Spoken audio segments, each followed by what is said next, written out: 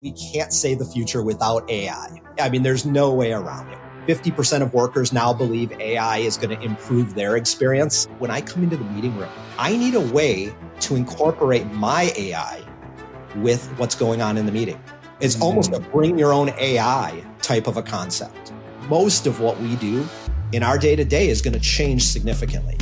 Hear the latest AV trends and predictions in this episode of Crestron's Smarter Spaces podcast on your preferred podcast platform. On this episode of ResiWeek, we talk ad-supported streaming, Crestron sustainability, and content calendars. All this and more on this episode of ResiWeek. This is ResiWeek episode 429, Content Calendars. Welcome to this episode of ResiWeek. This is your weekly roundup of all the latest news and stories for the residential AV industry. I'm your host, Matthew Scott for AVNation.tv, and this week I'm pleased to be joined by two of my longtime friends. First, we have Steve Greenblatt. He's the CEO of Control Concepts. How you doing, Steve? I'm doing well. Thanks for having me. Glad to be here. Thank you for being here. Then we've got my good friend, Mr. Jeremy Glowacki. He's the executive editor of Residential Tech Today. How you doing, Jeremy? Doing well also, and sorry I have to join you from my phone once again because I have an old computer that won't agree with the setup here, but bear with me without the fancy mic. You look fabulous, so it's fine. Yeah. All right, gentlemen, we are going to kick this off and just mention off the top that CEDIA Expo 2024, the registration for that show is now open. So you can go over to, I believe it's cediaexpo.com and register, sign up for all of the educational trainings. Steve, are you teaching? To be determined. To be determined. Steve might be teaching. I am not teaching. But you can see everything as far as the schedule, the layout, that is most likely firmed up at this point, and get excited for that show. All right, let's kick this off with a story that comes to us from CE Pro. A report finds that 50% of U.S. households are regularly using ad-supported streaming apps. They're also seeing an increase in video consumption across U.S. households each week. I'm going to gather that, kind of reading between the lines here, that part of that increase is due to the massive increase of viewing on mobile devices, etc., with some of the free ad-supported services and ad-based video on demand services that are, so prevalent on mobile. Steve, let me start with you on this. When we're looking at reports like this and we're seeing, again, just a continual increase in streaming, et cetera, does that affect the way that we design systems or program systems in any way, shape, or form? Or is it just another or different source potentially? I think we're going to see, and we have already seen more of an influence of smart devices where they have the ability to either load applications whether it's Netflix or YouTube and things of that nature, or they're built in. And what that does is it means you have less components and you have less wiring and you have more influence from either the display that you're viewing from, or maybe some other device that is serving that information. And if you're looking at it from a mobile device, that's even less of a system design, unless you're planning on sending that mobile device to a display. But that would seem to defeat the purpose. So I think that the main thing is a simplification, but also more reliance on smarter devices that can run applications and also have flexibility to not be limited to the applications that it comes with, but to be able to add more as those streaming services evolve. Yeah, that's a good point. Jeremy, one of the things I found interesting on here was the fact that they found 50% of people are consuming video on, again, that mobile device, which I think is adding to the amount of hours streamed on a weekly basis, but also changing the way that media is being consumed.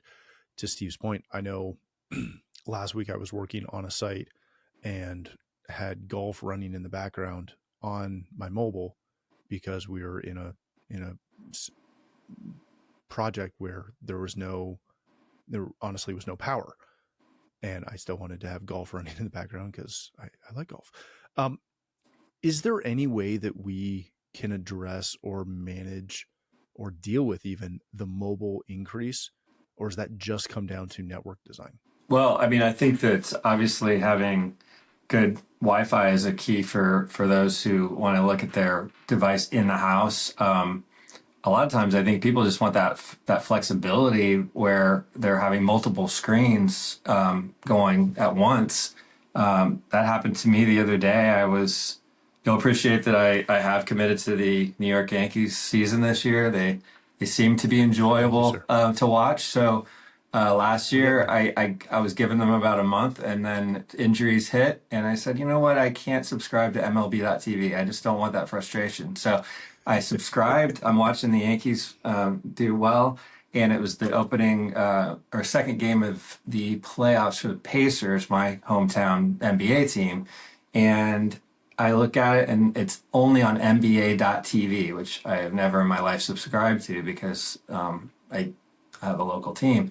And so I subscribe to that, put the Yankees game up on Apple TV, get the device going. I go through the quick approval. I say, do not track me, do not do this, do not do that.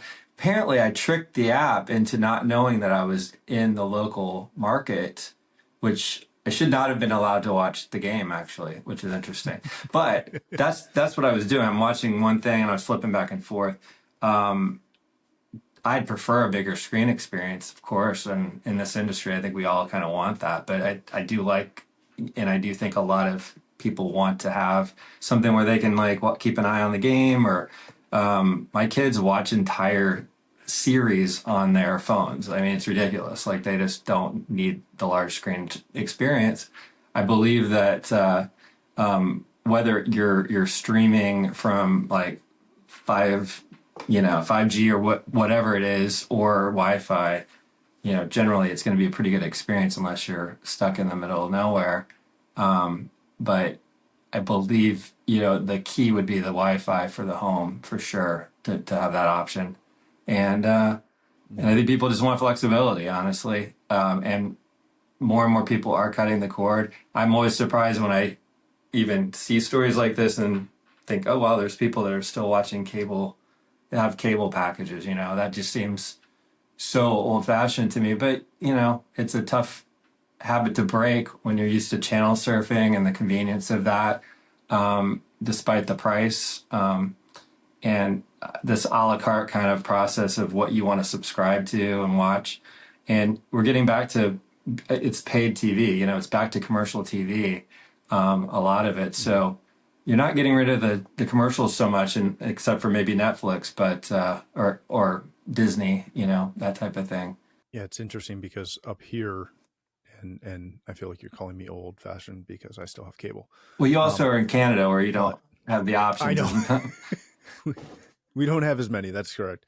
But even on Prime up here, as a subscriber who's already paying for Prime, they've now started inserting ads in almost every show that we watch, and there's no option to go without those. So that's interesting.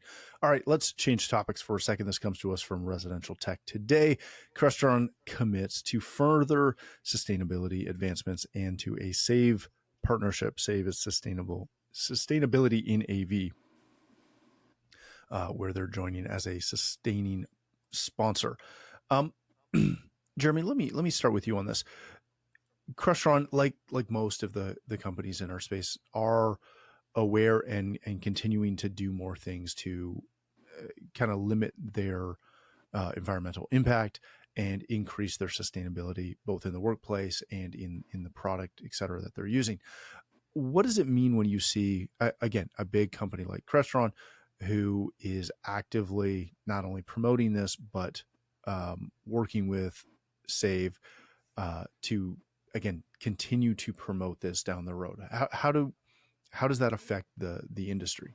Well, I think they're setting, they're being good citizens. They're being good role models for the rest of the industry when they do this. And You can be cynical and say that it's like, lip service or marketing hype, but just putting some of the effort into this, and I think having this like third parties sort of say that yes, you hit these milestones, or are have a baseline of accomplishments. I think that's a good step. And I mean, just having product longevity alone and having that goal, and the reputation of the consumer electronics business really is that disposable electronics kind of concept, and that's one of the worst things, is just what ends up in landfill. That's products that aren't built to last. Now, you try to build something with longevity. I think that's a step in the right direction. The packaging part of it, minimizing the plastic, minimizing the non-biodegradable packing peanuts, trying to pack with things that can be recycled. Simple boxes, not having a lot of extra printing on them.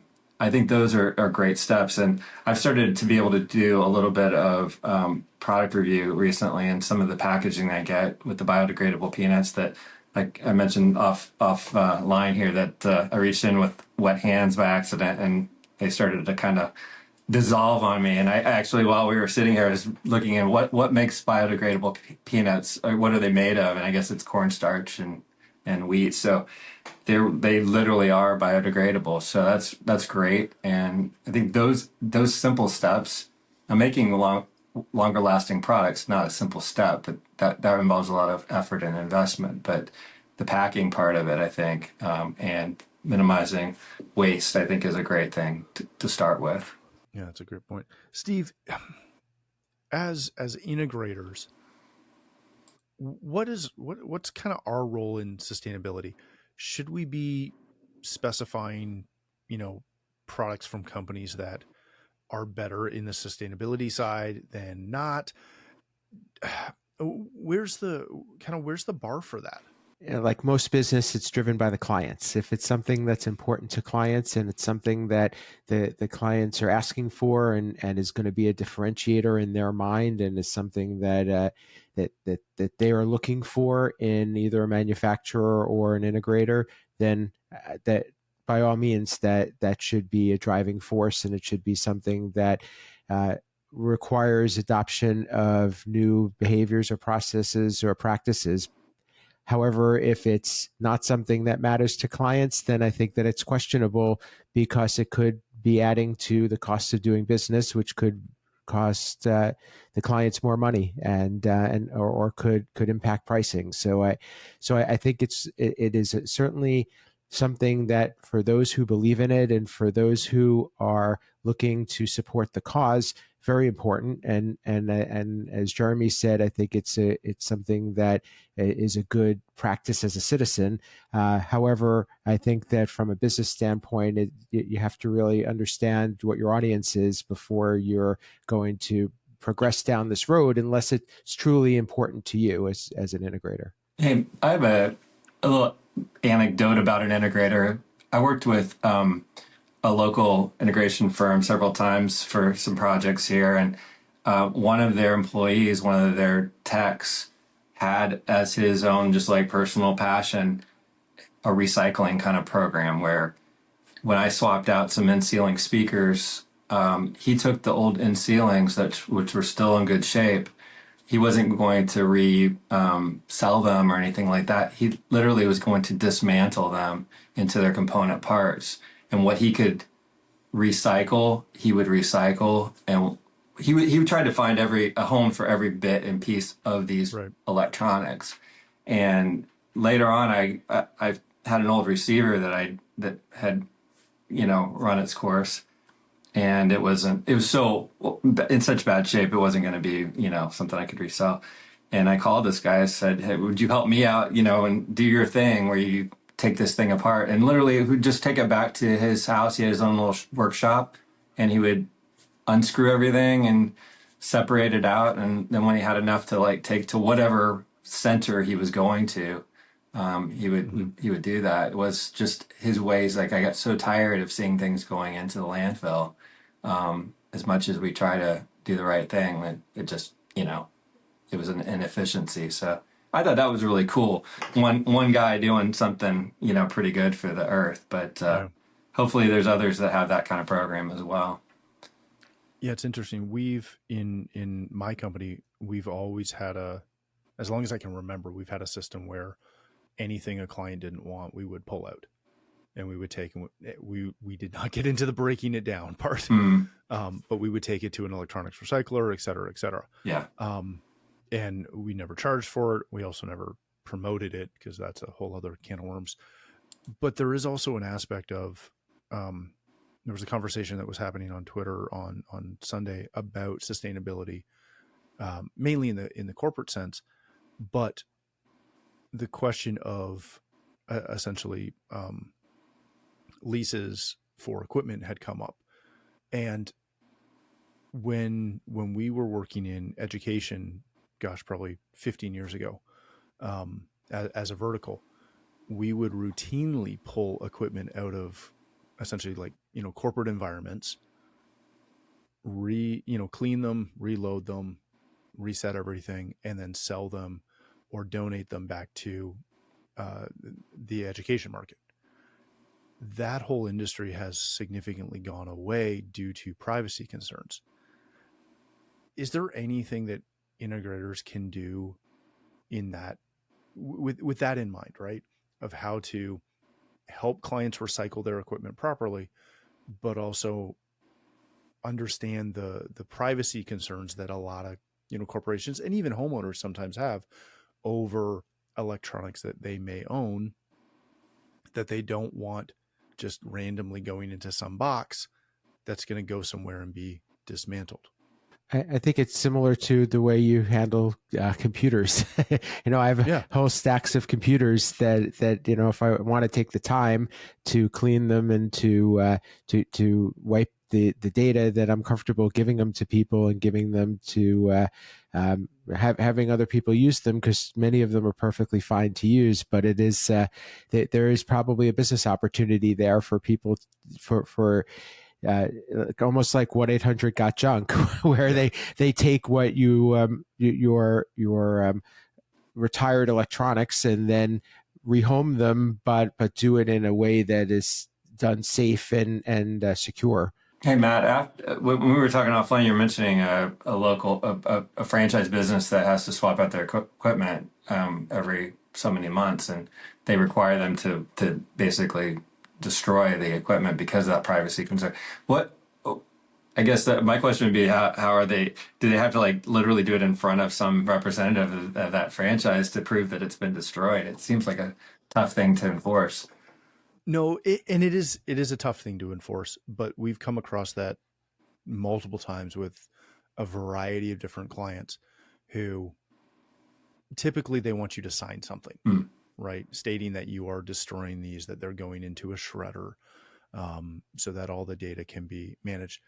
And then on our end, whenever we were dealing with that, we would typically make sure that we had an insurance rider that covered that data destruction, so that if something that we took that was supposed to be destroyed somehow made its way, got into the wrong hands, that we were covered. Because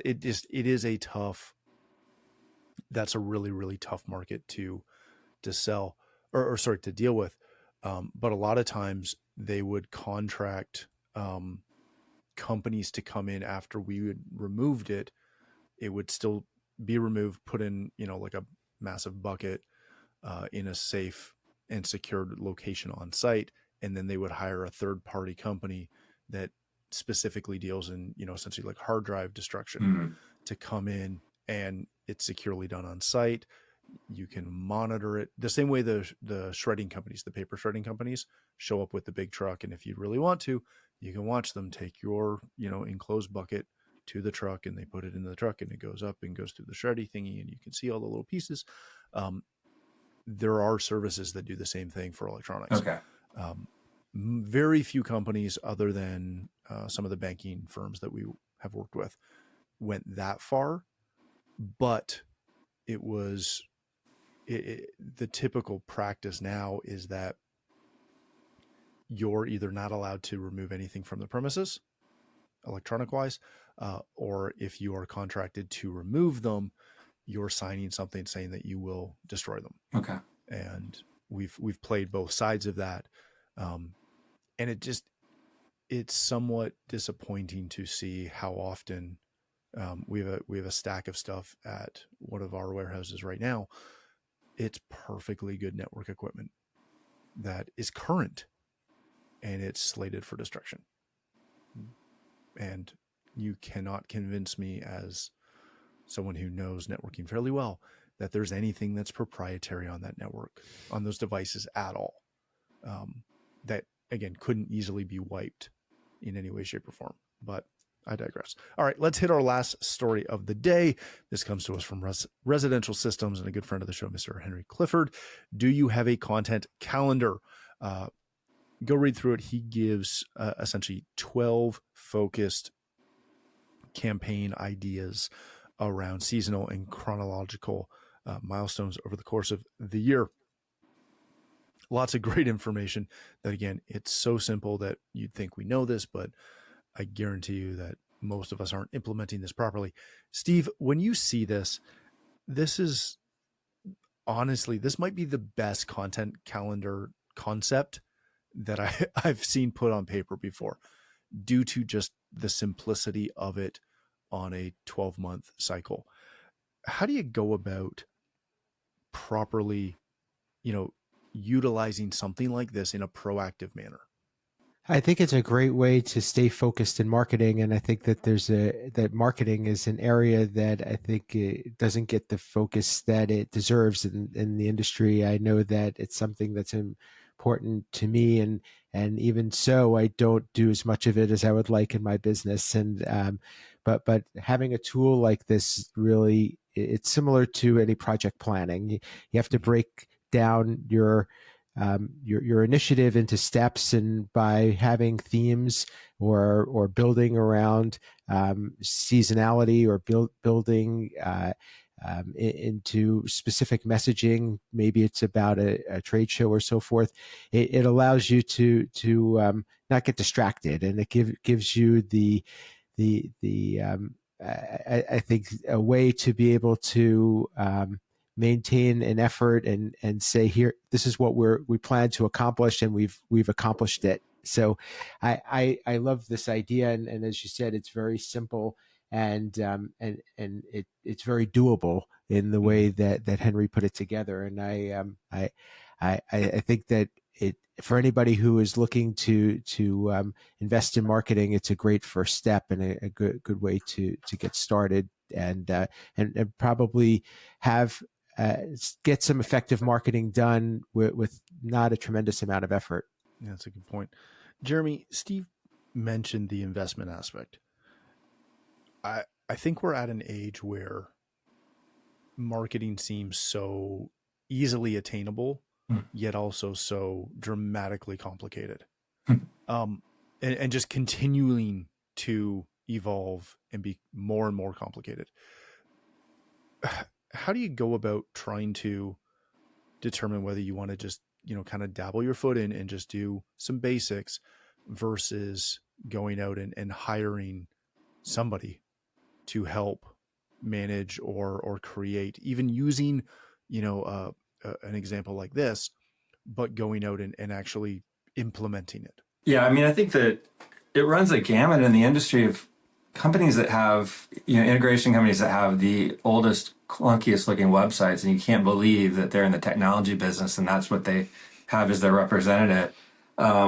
And you've got folks who are hiring professionals, like the ones that come to mind right away are Ron Callis at One Firefly has a great, operation there. It's definitely something I think that isn't cheap to invest in. Another one is Kat Toomey, Catalyzing. She's a great one as well. Great marketing chops. Really knows the industry. Both of them really know the industry, have worked in the industry.